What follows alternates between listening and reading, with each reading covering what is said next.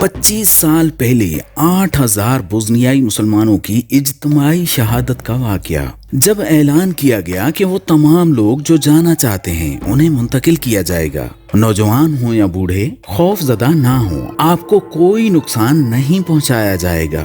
11 جولائی سن 1995 کو بوزنیائی سرب فوجیوں نے بوزنیا ہرزیگوینا میں سربرینیکا کے قصبے پر قبضہ کر لیا۔ 2 ہفتے سے بھی کم عرصے میں ان کی فورسز نے منظم انداز میں 8,000 سے زائد بوزنیائی مسلمانوں کو شہید کر دیا۔ یہ دوسری عالمی جنگ کے بعد یورپ کی سرزمین پر بدترین اجتماعی قتل و غارت تھی۔ بوزنیائی سرب یونٹس کے کمانڈر رات کو ملادچ کے فوجی قتل عام شروع کر رہے تھے، جبکہ وہ خود خوف زدہ شہریوں کو بے خوف رہنے کا مشورہ دے رہے تھے۔ یہ سلسلہ 10 دنوں تک جاری رہا۔ ہلکے اسلحے سے لیس اقوام متحدہ کے امن فوجیوں نے اقوام متحدہ کی جانب سے پناہ گاہ قرار دیے گئے اس علاقے میں اپنے ارد گرد جاری تشدد کو روکنے کے لیے کوشش تک نہ کی۔ اقوام متحدہ کے سابق سیکریٹری جنرل کوفی عنان کا بعد میں کہنا تھا کہ سربرینیکا کا سانحہ ہمیشہ اقوام متحدہ کی تاریخ کے لیے ایک بھیانک خواب بنا رہے گا۔ یہ قتل عام بوزنیائی جنگ کے دوران بوزنیائی سرب فورسز کے ہاتھوں مسلمانوں کی نسل کشی کا ایک حصہ تھا۔ بوزنیائی جنگ 1990 کی دہائی میں یوگوسلاویا کے بکھرنے کے دوران ہونے والے کئی مسلح تنازعات میں سے ایک تھی۔ بوزنیا ہرزیگوینا نے سن 1992 میں ایک ریفرینڈم کے ذریعے اپنی آزادی کا اعلان کر دیا اور اسے کچھ ہی عرصے بعد امریکی اور یورپی حکومتوں نے تسلیم کر لیا، مگر بوزنیائی سرب آبادی نے ریفرینڈم کا بائیکاٹ کر دیا تھا۔ اس کے بعد جلد ہی سربیا کی حکومت کی حمایت یافتہ بوزنیائی سرب فورسز نے نئے تخلیق شدہ اس ملک پر حملہ کر دیا۔ انہوں نے اس علاقے سے بوزنیائی لوگوں کو نکالنا شروع کر دیا تاکہ گریٹر سربیا بنایا جا سکے۔ یہ پالیسی نسل کشی کے مترادف تھی۔ بوزنیائی لوگ اکثریتی طور پر مسلمان ہوتے ہیں اور یہ بوزنیائی سلاو نسل سے تعلق رکھتے ہیں، جنہوں نے قرون وسطیٰ کے دور میں عثمانی ترک حکمرانی کے عرصے میں اسلام قبول کیا تھا۔ ریکٹو ملاڈٹ مرکز میں سن 1993 میں سرائیوو پہنچے۔ بوزنیائی سرب فوجیوں نے 1992 میں سربرینیکا پر قبضہ کر لیا تھا، مگر فوراً بعد ہی اسے بوزنیائی فوج نے دوبارہ حاصل کر لیا۔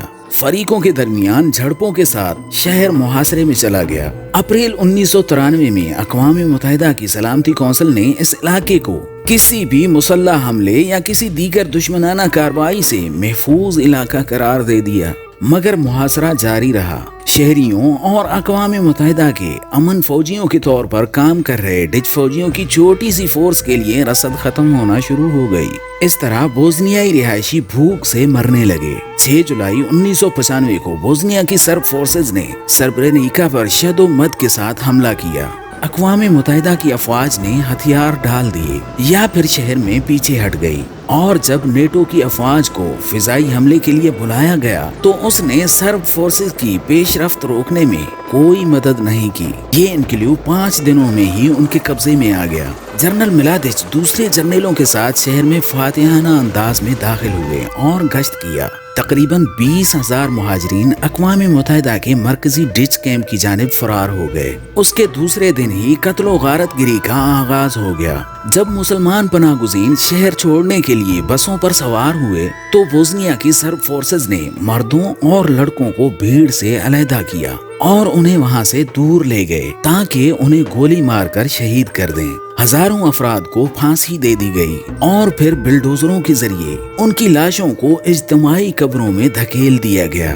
اطلاعات میں بتایا گیا ہے کہ بعض افراد کو تو زندہ ہی دفن کر دیا گیا، جبکہ کچھ بڑے بوڑھوں کو اپنے بچوں کو اپنی آنکھوں کے سامنے شہید ہوتے ہوئے دیکھنا پڑا۔ اس دوران خواتین اور لڑکیوں کو نقل مکانی کرنے والوں کی قطار سے نکال کر لے جایا گیا اور ان کی عزتیں لوٹی گئیں۔ شاہدین کا کہنا ہے کہ سڑکیں لاشوں سے بھری پڑی تھیں۔ کم ساز و سامان والے ڈچ فوجی سرب فوجیوں کی جارحیت دیکھتے رہے اور انہوں نے کچھ نہیں کیا، یہاں تک کہ ان کے کیمپ میں پناہ گزین 5,000 مسلمانوں کو ان کے حوالے کر دیا گیا۔ دی ہیگ میں واقعات کی تفتیش کرنے والے اقوام متحدہ کے ایک ٹریبیونل نے بعد میں اس قتل و غارت گری میں ڈھیر ساری منصوبہ بندی کی بات کی۔ ایک بوسنیائی سرب کے ایک کمانڈر کے خلاف فیصلے میں کہا گیا کہ فوجی عمر کے تمام مسلمان مردوں کو گرفتار کرنے کے لیے متحدہ طور پر کوشش کی گئی تھی۔ خواتین اور بچوں کو لے جانے والی بسوں میں باقاعدگی سے مردوں کی تلاشی کی گئی اور تلاش کرنے والے فوجی اکثر ایسے جوان لڑکوں اور بوڑھے مردوں کو بھی لے جاتے تھے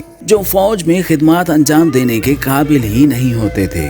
اس قتل عام کے اثرات آج بھی ارتعاش پیدا کرتے ہیں۔ نسل کشی کے 25 سال بعد آج بھی متاثرین کی لاشیں اور اجتماعی قبریں ملتی ہیں۔ سن 2017 میں ہیگ میں اقوام متحدہ کی ایک ٹریبیونل نے ملاڈچ کو نسل کشی اور دیگر مظالم کا مرتکب قرار دیا۔ کمانڈر ملاڈچ سن 1995 میں جنگ کے خاتمے کے بعد روپوش ہو گئے تھے اور سن 2011 میں شمالی سربیا میں اپنے کزن کے گھر میں ملنے سے پہلے کہیں نظر نہیں آئے تھے۔